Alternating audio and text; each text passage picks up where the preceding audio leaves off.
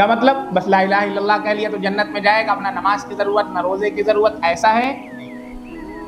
جہاں پر بھی حدیث میں یہ آیا ہے کہ جس نے لا الہ الا اللہ کہا جنت میں جائے گا، جیسا کہ اس حدیث میں آیا ہے کہ جو کوئی کل قیامت کے دن اس حالت میں آئے کہ اللہ کے سامنے وہ گواہی دیتا ہو اس بات کی کہ اللہ کے سوا کوئی معبود نہیں اور مجھے اپنا اللہ کا رسول تسلیم کرے، وہ جنت میں جائے گا۔ تو اس سے مراد یہ ہے کہ رسول اللہ صلی اللہ علیہ وسلم کے جو شہادت ہے، اس شہادت کو تسلیم کر لینے کے بعد وہ مکمل اسلام کو اپنی زندگی میں داخل کر لے، آپ صلی اللہ علیہ وسلم کے دین کو بطور دین تسلیم کر لے اور آپ کے طریقے کو طریقہ دین سمجھ کر کے مان لے اور اس کے اوپر اپنی زندگی کو گزار لے، یہ اس کا مطلب ہے۔ چونکہ اس وقت یہ تصور بھی نہیں تھا کہ کوئی مسلمان ہو اور نماز چھوڑے،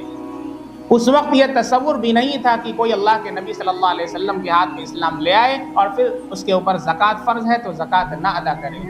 یا حج فرض ہے تو حج کو چھوڑ دے، اس کا تصور بھی نہیں تھا۔ اس وجہ سے جن احادیث کے اندر بھی اس طرح کی بات ملتی ہے اس سے صرف یہ سمجھ لینا کہ صرف ہم نے کلمہ پڑھ لیا تو جنت کے ہم ٹھیکیدار ہو گئے، اب نہ نماز کی ضرورت ہے، نہ روزے کی ضرورت ہے، نہ زکوٰۃ کی ضرورت ہے، نہ حج کی ضرورت ہے، نہ والدین کے ساتھ حسن سلوک کی ضرورت ہے، نہ بچوں کے ساتھ جو ہے بچوں کے حقوق کو ادا کرنے کی ضرورت ہے، اہلیہ کے حقوق ادا کرنے کی ضرورت ہے، ان ساری چیزوں کو چھوڑ کر کے جنت میں چلے جائیں گے، تو یہ نہ تو قرآن کا مفہوم ہے نہ حدیث کا مفہوم ہے۔